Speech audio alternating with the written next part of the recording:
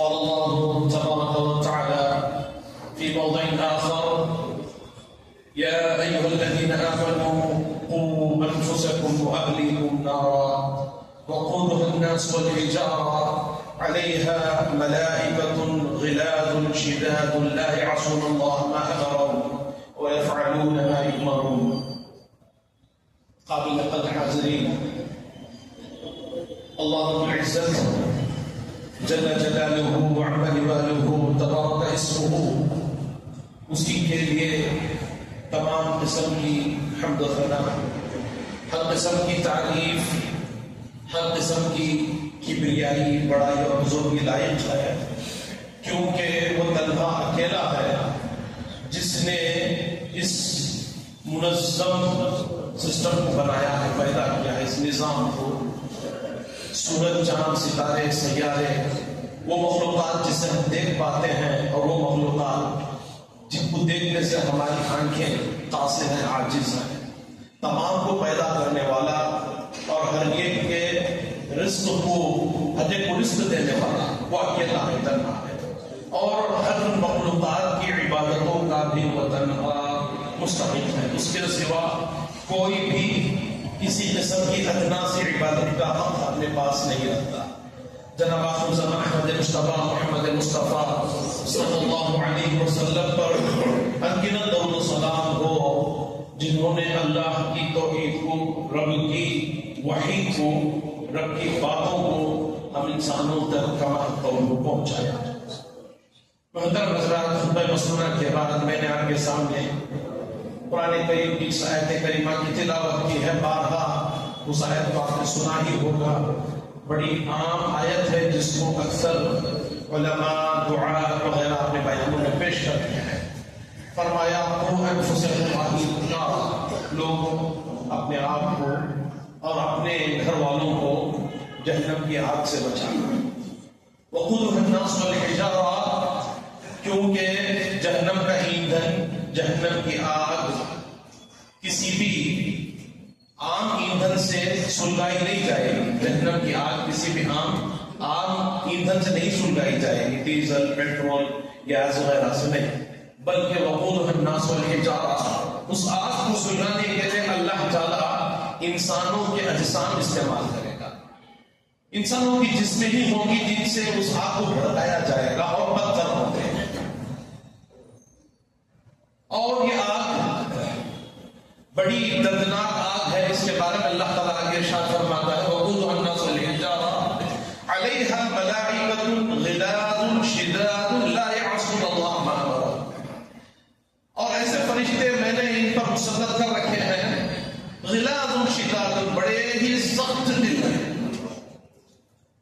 سخت ہے، بے انتہا سخت ہے، جسمانی اعتبار سے بھی، دل کے اعتبار سے بھی، رحم کسی پر وہ نہیں کرتے۔ غلاظ شداد لا یعصون اللہ ما امرهم، اور اللہ نے جس کو عذاب دینے کا حکم دے دیا ہے اور جس ٹیمپریچر پہ دینے کا حکم دیا ہے، اس میں رتی برابر بھی اللہ کی نافرمانی نہیں کرتے، وہ پورا عذاب بندے کو دیتے ہیں۔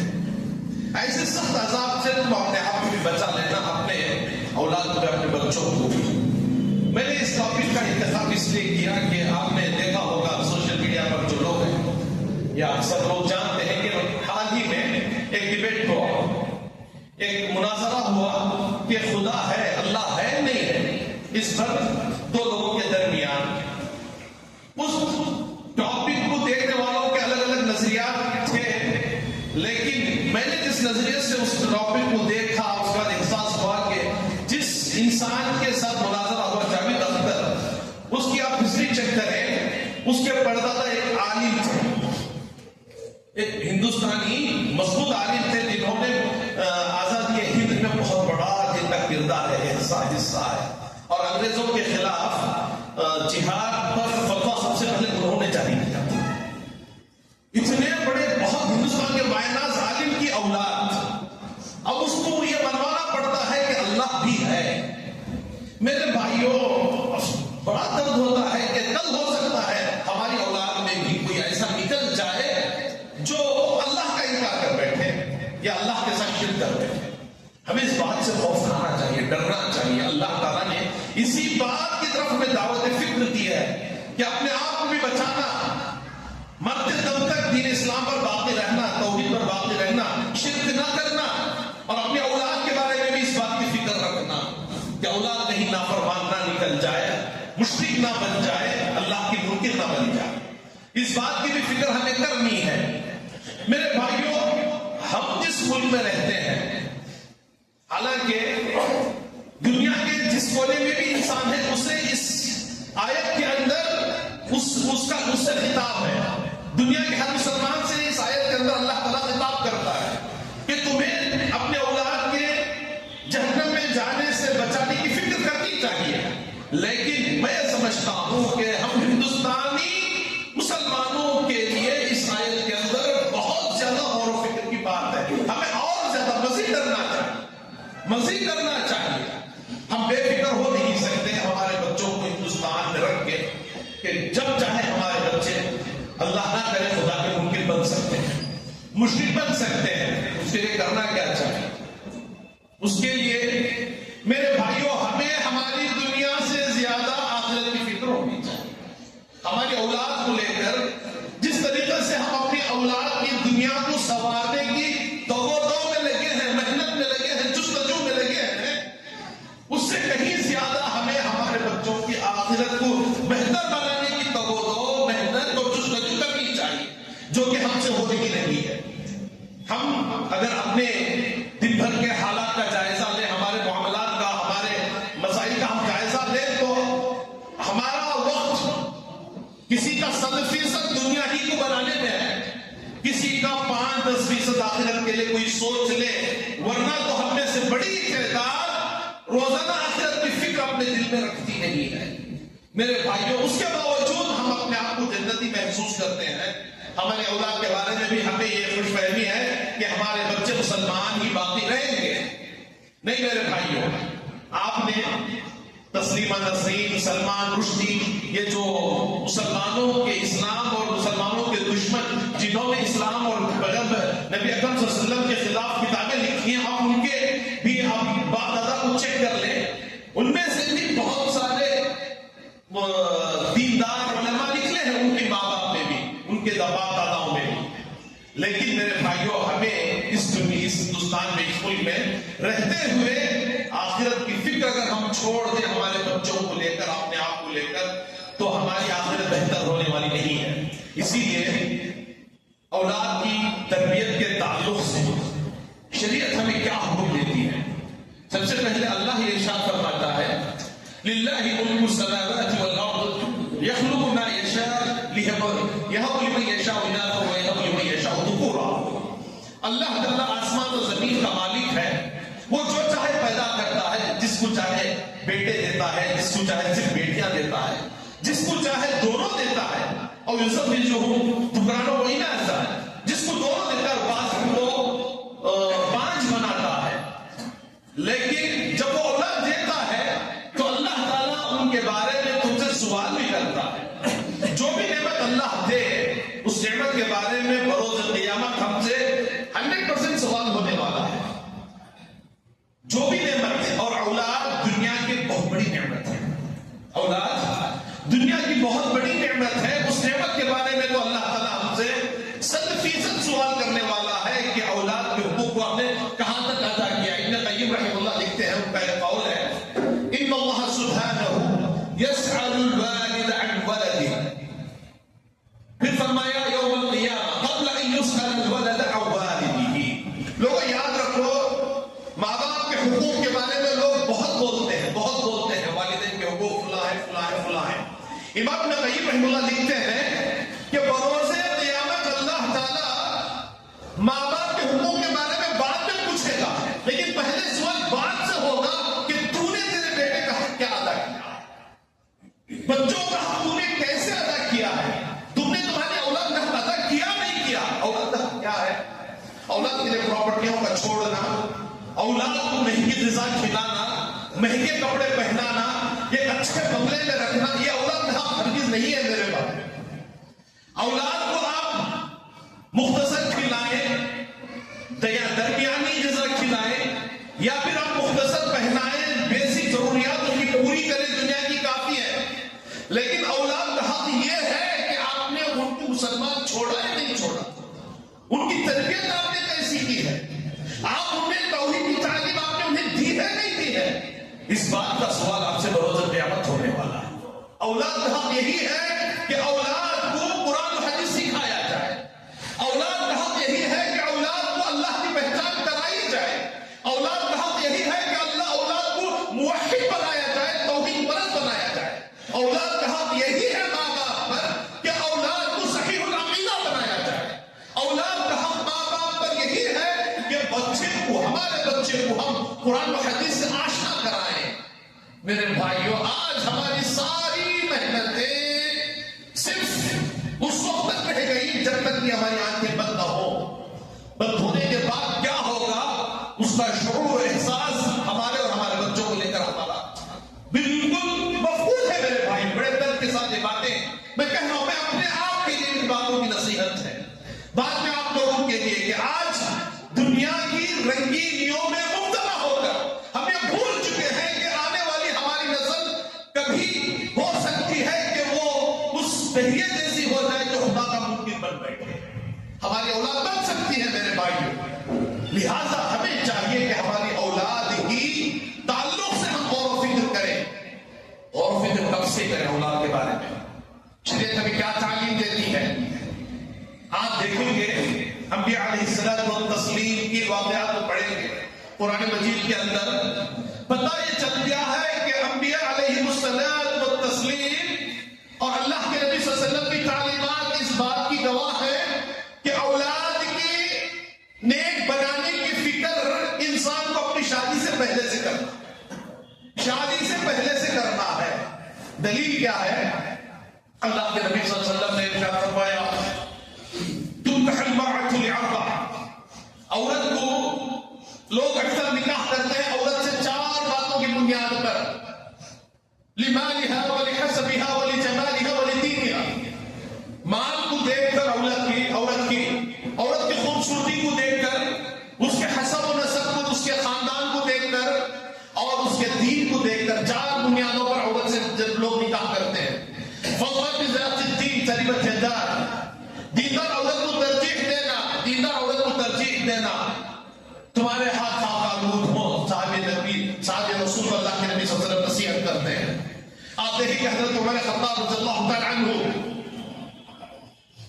رات میں گشت کر رہے، خلیفہ وقت ہے، کئی رقبے کے حاکم ہیں، حکمران ہیں، خلیفہ وقت ہیں، رات میں مدینے میں گشت کر رہے ہیں، آواز آتی ہے گھر سے، چھوٹے سے دودھ بیچنے والی کے گھر سے کہ بیٹی ماں کو اللہ کا ڈر دلا رہی ہے کہ دودھ میں پانی نہ ملانا۔ ماں یہ کہتی ہے کہ یہ خلیفہ کا حکم ہے، خلیفہ تو موجود نہیں ہے، ہم تھوڑا سا ملا کے اپنا منافع کو زیادہ کر لیں۔ بیٹی یہ کہتی ہے کہ خلیفہ تو دیکھ نہیں رہا ہے لیکن خلیفہ کا رب تو دیکھ رہا ہے۔ بچی کے اس جملے میں حضرت عمر فاروق رضی اللہ عنہ کو جھنجھوڑ دیا۔ صبح اٹھے، اپنے قاصدین کو بھیجا اس گھر، اس بچی کو بلوایا، اپنے بیٹے سے نکاح کروایا، یہ کہتے ہوئے کہ ایسے عقیدے کی حامل لڑکی میری بہو بننے کے قابل ہے۔ اللہ اکبر۔ دودھ بیچنے والے چھوٹے سے گھرانے میں اپنا نکاح نیکی کی بنیاد پر، اخلاق کی بنیاد پر، عقیدے کی بنیاد پر، توحید کی بنیاد پر۔ کیا آج یہ اوصاف ہمارے ہیں؟ میرے بھائیو، اللہ کی قسم ہمارے اوصاف نہیں ہیں۔ ہمارے رشتے جو طے ہوتے ہیں ہمارے لیول کو دیکھ کر، ہمارے پیسے کو، رتبے کو، منصب کو دیکھ کر ہمارے رشتے طے ہوتے ہیں۔ ہمارے یہاں رشتے اخلاق اور دینداری کی بنیاد پر نہیں۔ آج دیکھیں گے کسی کوئی دیندار ایک عالم ہے جن کو کوئی مادر اپنی بیٹی دے دے، نہیں دینا چاہیے، نہیں دینا چاہیں گے۔ لڑکے کے بارے میں اگر یہ سنیں یہ بد اخلاق ہے، بد کردار ہے، تو یہ تمنا کریں گے بعد میں چل کر یہ اچھا ہو جائے گا، لہذا اپنی بیٹی دے دیتے ہیں۔ لیکن یہ نہیں سوچتے کہ غریب انسان بعد میں چل کر دولت مند ہو جائے گا، اپنی بیٹی دے دیں، ایسا نہیں سوچا جاتا۔ حالانکہ دولت کے بارے میں معلوم ہونا چاہیے اور ہر کوئی یہ بات جانتا ہے کہ دولت نے اور دنیا نے کسی سے وفا نہیں کی ہے۔ کل کا غریب آج کا مالدار ہے اور آج کا غریب کل کا مالدار ہو سکتا ہے۔ باوجود اس کے دولت کی بنیاد پر، خوبصورتی کی بنیاد پر ہی ہمارے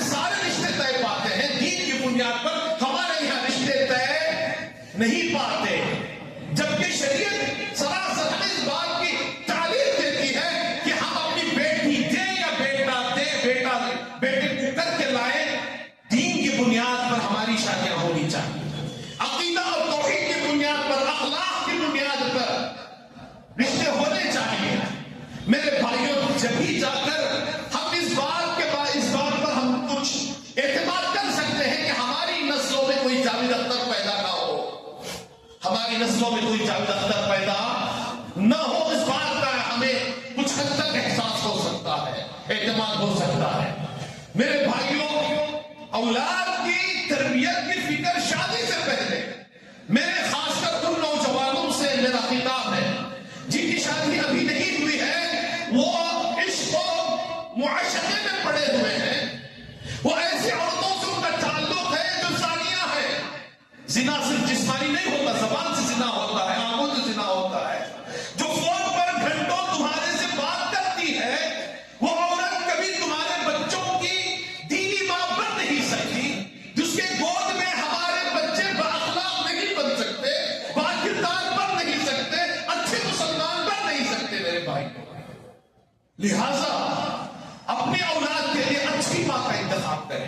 حضرت عمر فاروق رضی اللہ تعالیٰ عنہ نے بھی کہا تھا کہ اپنے باپ کا حق یہ ہے اولاد کے اوپر کہ اس کے لیے اچھی ماں کا انتخاب کرے، اس کے لیے نیک ماں کا انتخاب کرے، اس کے لیے صالح ماں کا انتخاب کرے، اس کے لیے صحیح العقیدہ ماں کا انتخاب کرے۔ اولاد کے حقوق میں سے ایک حق سب سے بڑا یہ ہے کہ باپ جب ماں لے کر آتا ہے اپنی اولاد کے لیے تو ماں کا انتخاب صحیح ہونا چاہیے، اخلاق اور دین کی بنیاد پر ہونا چاہیے۔ میرے بھائیوں، اس کے بعد جب بچہ پیدا ہو، جب بچے کی ولادت، جب شادی ہو جائے تو علماء نے لکھا ہے کہ اولاد کو تربیت یافتہ ہونے کے لیے باپ کے لیے ضروری ہے کہ بیوی سے قریب ہونے سے پہلے دعا پڑھے۔ اللہ، شریعت کہاں تک ہمیں تعلیم دیتی ہے؟ شریعت نے ہمیں دعا سکھائی کہ اپنی بیوی سے قریب ہونے سے پہلے دعا پڑھو تو اللہم جنبنا الشیطان وجنب الشیطان علی ما رزقتنا، اے اللہ شیطان سے مجھے بچا لے، میری بیوی کو بچا لے، اور ہمارے ملنے سے جو اولاد ہونے والی ہے اس اولاد کو بھی شیطان کی شر سے محفوظ فرما۔ اللہ، میرے بھائیوں، اولاد کی تربیت کو لے کر اسلام ہمارا بہت متخصص، بہت فکر مند ہے میرے بھائیوں، لیکن آج ہم ہماری اولاد کو لے کر دنیا کے سوا کچھ نہیں چاہتے، ہمارے پاس دو ہی لذتیں مقصود رہ گئی۔ لہذا آخرت کی لذت ہی اصل لذت ہے میرے بھائیوں، دنیا کی لذت کوئی لذت نہیں ہے۔ دنیا میں بھی اگر کوئی سب سے اچھی لذت ہے تو اللہ کی توحید کی لذت ہے، رب کی عظمت کے احساس کی لذت ہے، اللہ کی قدرت کے احساس کی لذت ہے۔ اس سے بڑی لذت کوئی اور لذت ہو نہیں سکتی، اس سے بڑا مزہ کوئی اور مزہ ہو نہیں سکتا۔ لہذا ہمیں چاہیے کہ ہمارے اولاد کی تربیت کی فکر، شادی کے فوری بعد انسان بیوی سے ملاقات کرے تو دعا سکھلائی گئی تاکہ ہونے والی اولاد پر شیطان کا اثر نہ ہو، شیطان کا اثر نہ ہو۔ اللہم جنبنا الشیطان وجنب الشیطان علی ما رزقتنا۔ اور جیسے ہی بچہ پیدا ہو، اللہ کے نبی صلی اللہ علیہ وسلم نے تعلیم دی کہ سب سے پہلے اس کا ایک عمدہ نام رکھے، اچھا نام رکھے جس کے معنی مطالب اچھے ہو۔ میرے بھائیوں، آج مسلمان نام ایسے رکھتے ہیں جو یونیک ہو، ڈیفرنٹ ہو، پکارنے میں اسٹائلش ہو، بلانے میں اچھا لگے، چاہے وہ نام کا کوئی مطلب ہو نہ ہو یا گندے سے گندا مطلب ہو، نام اسٹائلش ہو بس کافی ہے۔ نہیں میرے بھائی، نام کا مطلب اچھا ہو، عمدہ ہو، یا کسی صحابی پر ہو، صحابیات پر ہو۔ اس کے بعد فرمایا کہ 7ویں دن عقیقہ کیا جائے، اور عقیقے کو لے کر بھی ہمارے مسلمانوں میں بے انتہا رسم و رواج انجام دیں گے، لاکھوں خرچ کریں گے، شادیوں پر لاکھوں ختم اڑا دیں گے، ختم کر دیں گے، کروڑوں خرچ کر دیں گے، لیکن عقیقہ کرنے کی توفیق نہیں ہوتی کیونکہ ڈلیوری پر اس نے خرچ کیا ہے۔ اللہ، میرے بھائیوں، یہ اولاد کے حقوق کی حق تلفی ہے جس کے بارے میں بروز قیامت اللہ ہم سے پوچھے گا۔ اس کے بعد بچے کی دینی تعلیم و تربیت کی فکر باپ کو اول دن سے ہونی چاہیے، باپ کو اول دن سے ہونی چاہیے، ماں کو اول دن سے اپنے بچے کی دینی تربیت کی تعلیم کا تربیت و تعلیم کی فکر ہونی چاہیے۔ وقت ہو رہا ہے ورنہ بہت ساری باتیں تھیں۔ اللہ تعالیٰ سے دعا ہے اللہ تعالیٰ ہم تمام کو حقیقت میں توحید پر چلنے والا، اسلام کو اپنانے والا، دین کو شریعت کو کباہ کو قبول کرنے والا بنائے، اور اللہ ہمارا ٹھکانہ جنت الفردوس میں بنائے، ہماری نسلوں کو بھی اللہ تعالیٰ عقیدۃ توحید کا حامل متحمل بنائے۔ اللہ تعالیٰ ہر قسم کے شر سے، شرک سے اللہ ہمیں محفوظ فرمائے، بدعقیدیوں سے اللہ ہمیں محفوظ فرمائے۔ اللہ تعالیٰ ہندوستان کو امن کا، توحید کا گہوارہ بنائے۔